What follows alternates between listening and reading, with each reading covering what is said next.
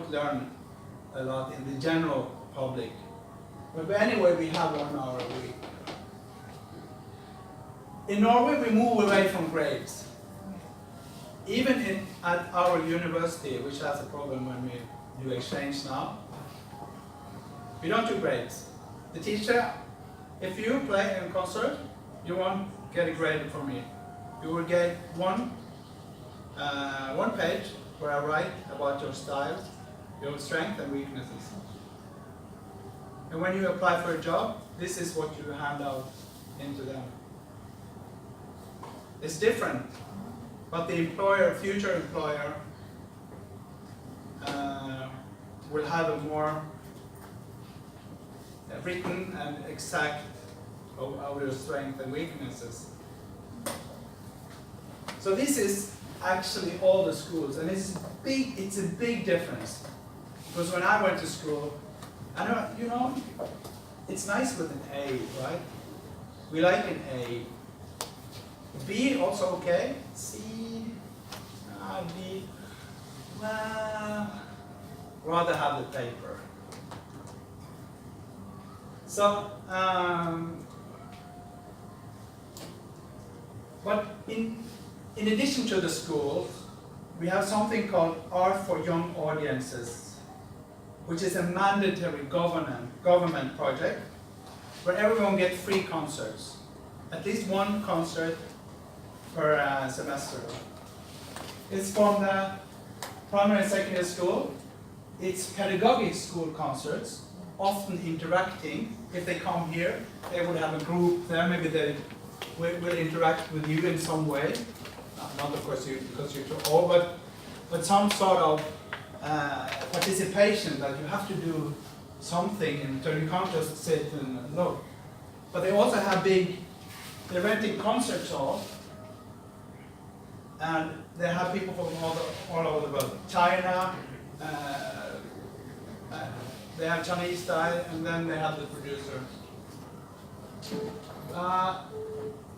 And they have 1,000 concerts a year in this small. We are a population of 4 million people. Norway is a small country. 4 million people. It's like Thailand is this one in Iraq. Norway is like really thin, up until the North Pole, like this one.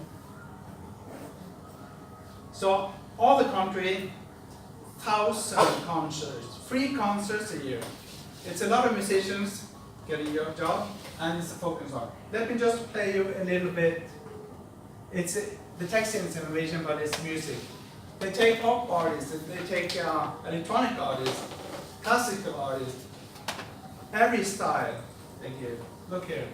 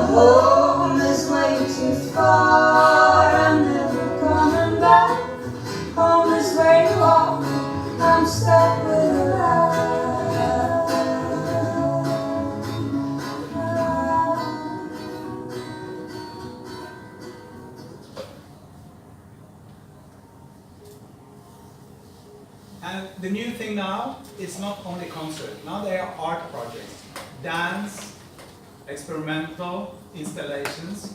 Everyone should do something.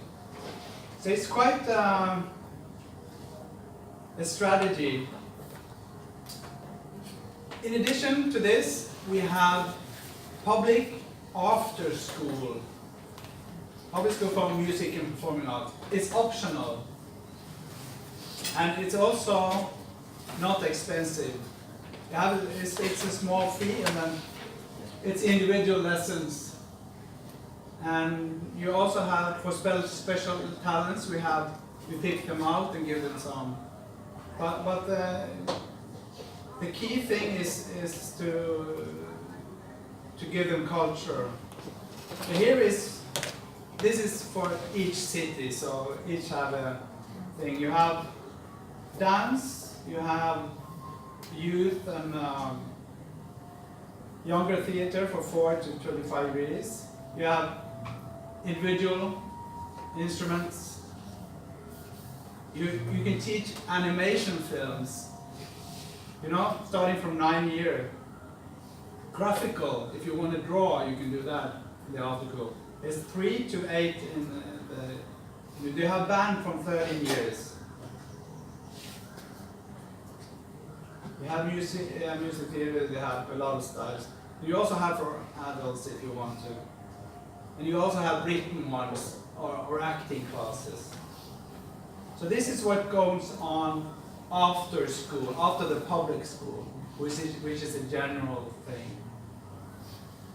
And compared to Yamaha, if I should compare to anything, which is big here, there are no focus on level and test. The focus is that each student should have a good experience about the music and do it at whatever level they are.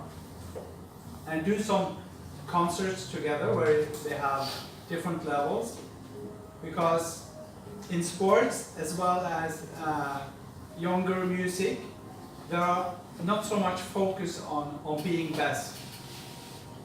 It goes with the human perspective of what is important. They don't want to create a culture where someone is falling behind.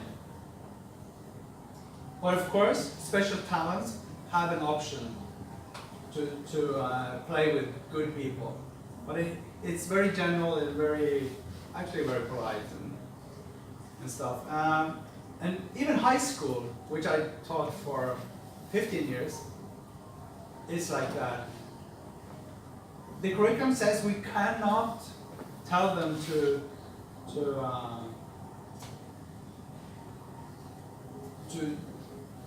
cannot be too demanding. I can give them a low grade, but that's it. I can't really fire them, or it's only at university level where there is audition and theory test. There is no payment, so you can get rich. You can be rich, but you will not get accepted if you're not good enough. It's a different strategy. We have some private schools that you can pay money to, and people do.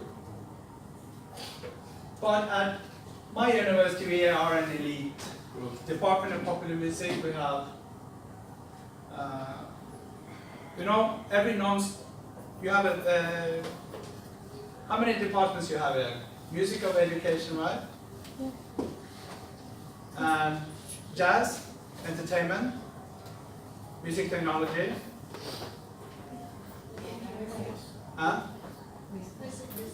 Music business, yes. Thai music. Composition. So all those, except therapy, we put in one department. So everyone, even if you're jazz and he's electronic, and you're more traditional, we call it world music, you have to do some classes together. You have special ed, and we believe that it's a good thing to combine, because it's about integration, right? And the future students should know about the others. Do projects together. But it does not mean that you're not going to practice your instrument, and classical or jazz don't mean anything anymore. But it means that you need to do joint projects in the school, because it reflects the reality. When I do concerts, I hire a string quartet. If they're not good enough, I don't want to hire them. I hire someone else. I hire them, those that can do both classical and my music. Right? So we have to show them as teachers to work together, and it will be a lot of problems, but that's why you do it again and again in projects. Level 1, first year, second, third, fourth. In Norway, we also have an organization only for girls, for women, because we want to lift up the girls, give them a safe place to play band instruments. If they want to play rock, they can come there and they get it for free, very low fee. Because it's about empowering women and show that women also can do things that it's in the areas of men. And that is free because it's recorded. All right.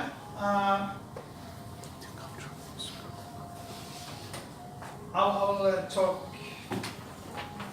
Now is a lot of talking. I'm going to show some movies and then we can take some questions. I'm doing a PhD project which is called that one. It's a cultural musical collaboration in global sound. What it means is that I'm from Norway, work in Middle East and Asia with traditional music, but also with classical, and I work with jazz, and I work with pop. Combining all genres. I am an example of what I've just told you, that what's smart to do. And what I'm trying to find is an artistic, personal sound. And I use this one, but I also let the musicians play freely if that's what needed. This is for the strings, but you see this one for the drums. I don't want to write out everything for him. I let him have the freedom. Bass, actually I wrote, yeah. Bass I'm more picky, but I do new things. I experiment. I know that sometimes it's strange to listen to, and sometimes it's nice. But all things go together. So from this concert you saw, I have a Rebbe singer. She sings in 25 languages.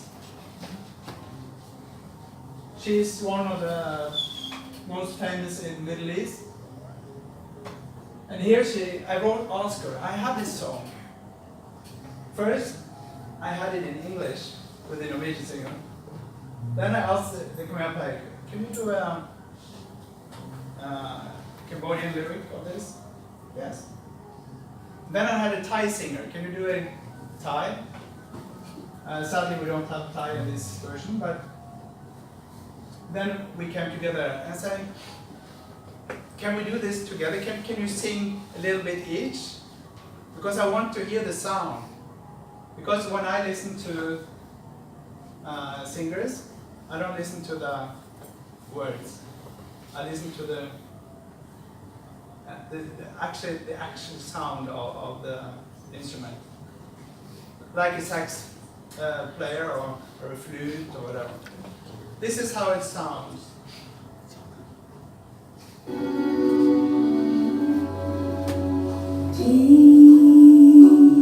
it's the same melody, but sing differently. The shapes are made of years that come, refurbished to still beneath my feet.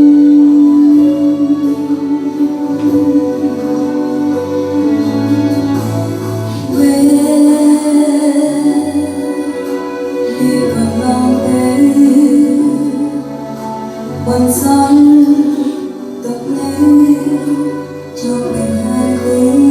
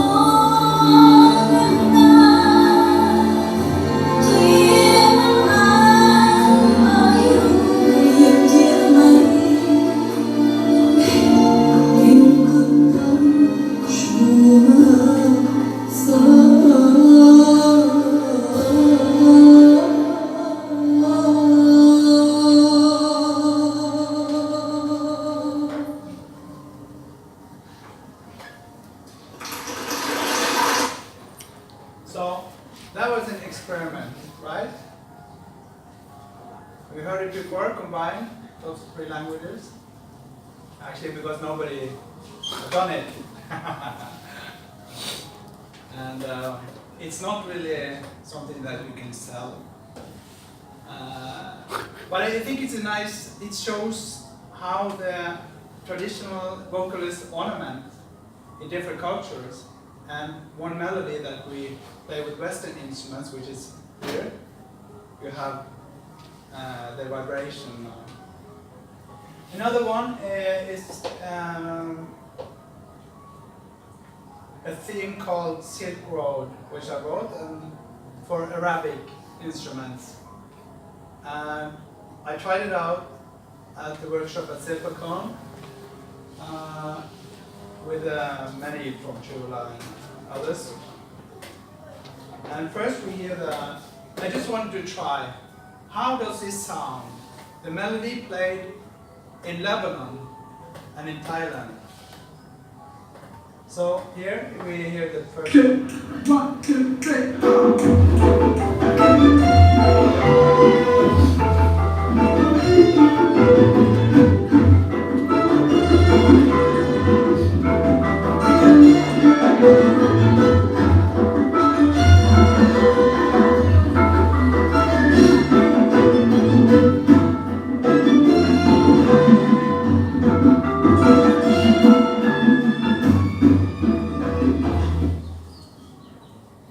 So how does it sound in the Arabic version?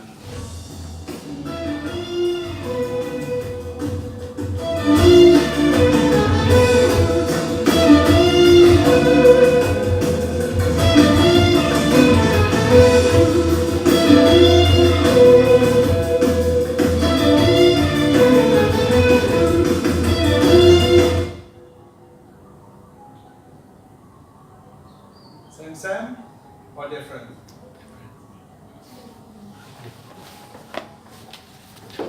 And I did this with another Thai orchestra.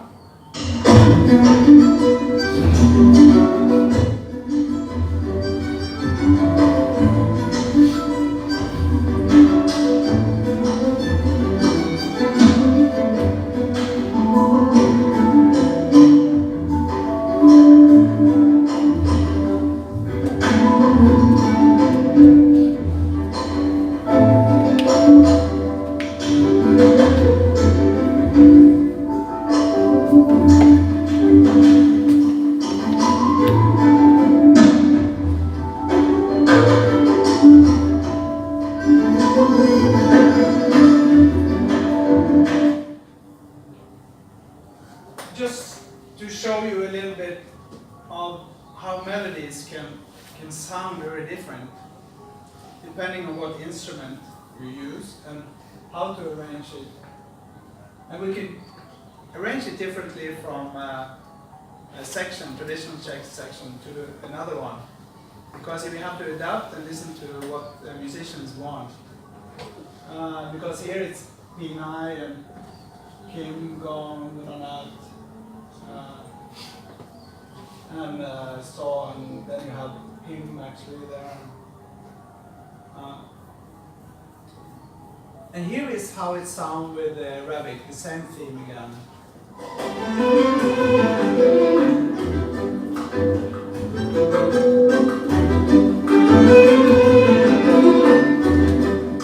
It's running violin.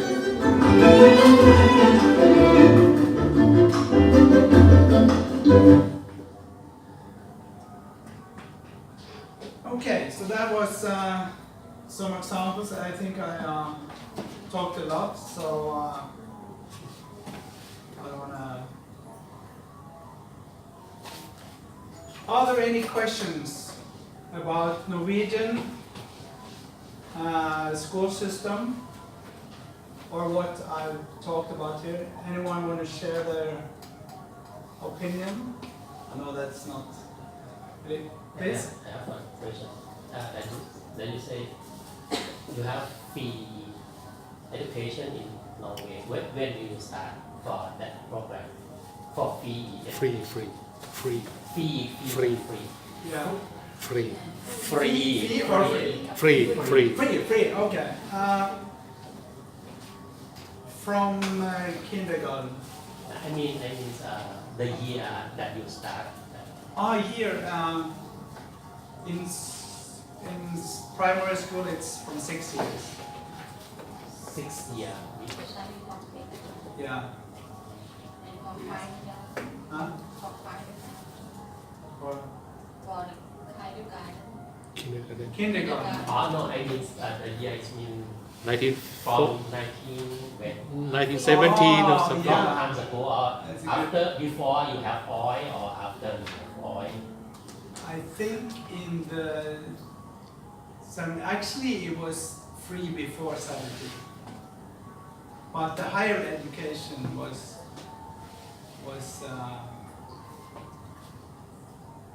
difficult. People, we were farmers. We were farmers or fishermen. That was Norway. We had very low percentage that went maybe to primary school and they stopped when they were 12 years. Perhaps they go to they were 15. Now, almost 90% of the population go through high school, and a very high percentage go to the university as well, because it's free. So it's expected in the society to do that. But even so, in the 90s, when I was young, there were people in my class, because I lived far. I lived in the island, on the coast. So I had a lot of fishermen. I come from a fisher family on both sides, actually. But my father was a rector and my mother a teacher. But their parents were fishermen. So it's not too long ago that one or two generations back.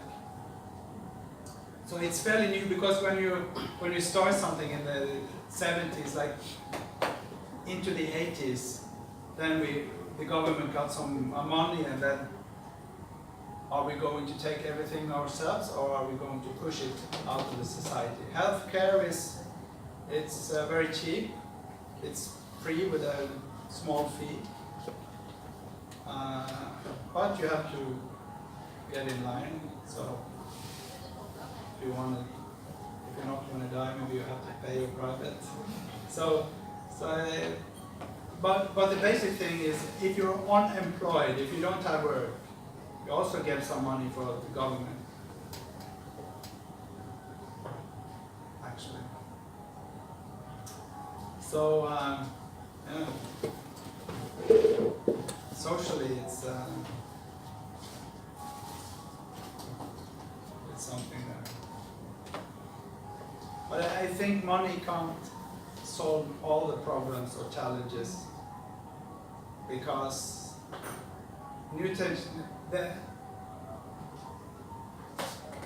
I was born in an age without internet, and I think many, I don't know, how old are you?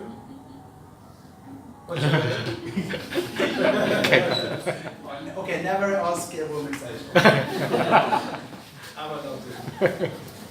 But the students here, we have never experienced a world without internet. You know? So for us to use this one, okay, I'm interested. I work with the computers since '94, but still I really understand that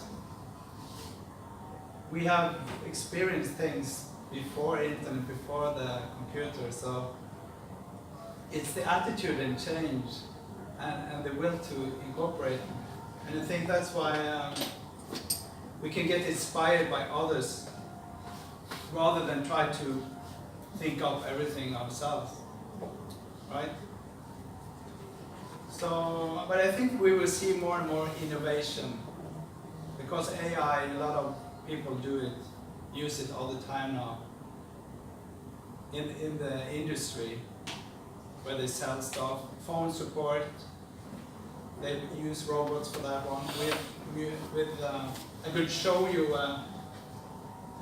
It's outside the parameter of this class, but there are some movies on YouTube that they demonstrate how an AI computer calls and make reservations on a restaurant for you.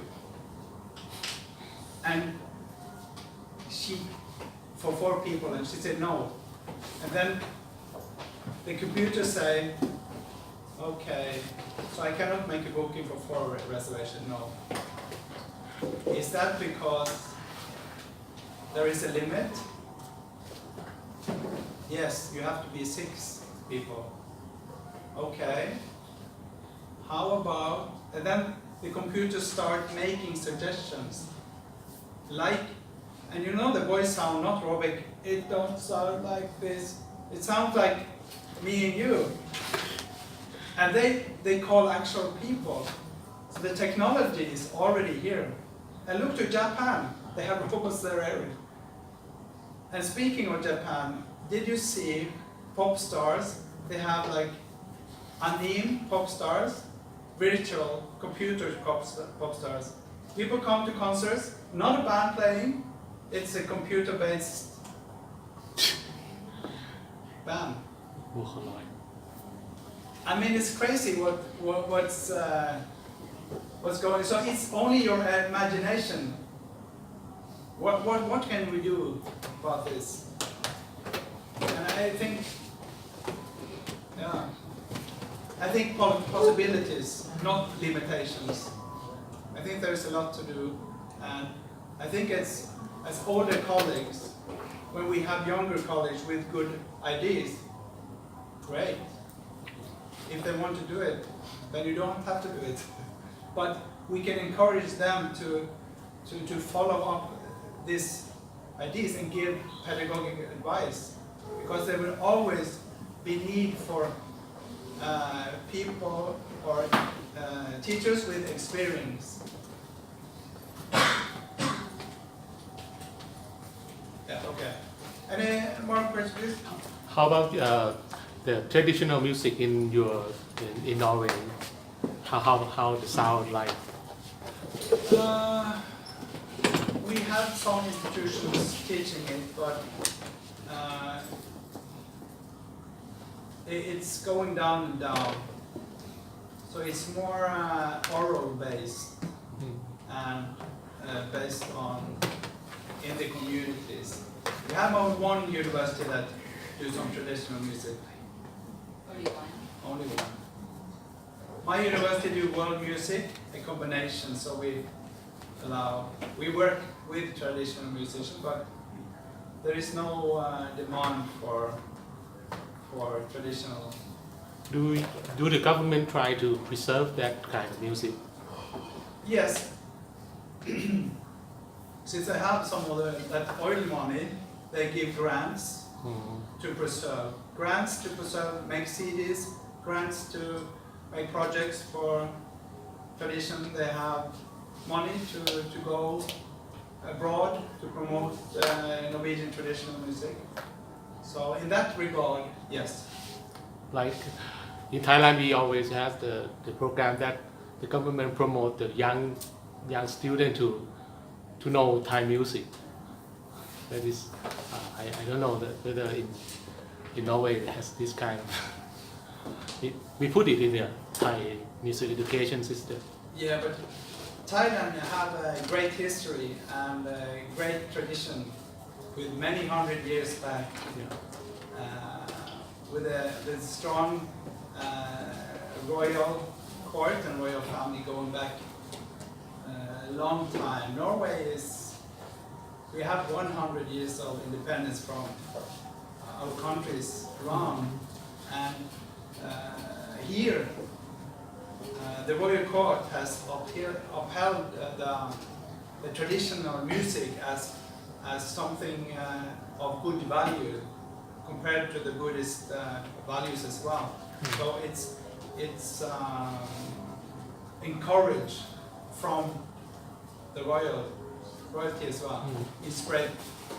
In Norway, it's not like that. It's more in the folk music area. It is traditional music, but it's considered folk. So, if Thailand were Norway, playing Kim would be considered folk music, and not like Can or Pim. Everything goes into the same. But of course, in cultural settings and to promote Norway, they use it as the instruments. But we are very secularized in the way of, we just separated government and religion, and people are really not so connected to the past as Thailand, sadly. I think one of your strengths here is that you are connected to the past through the traditional music, but also a lot of the cultural ceremonies and how it incorporated into the society still, which Norway is don't have. And I know, how do you evaluate student learning on primary to higher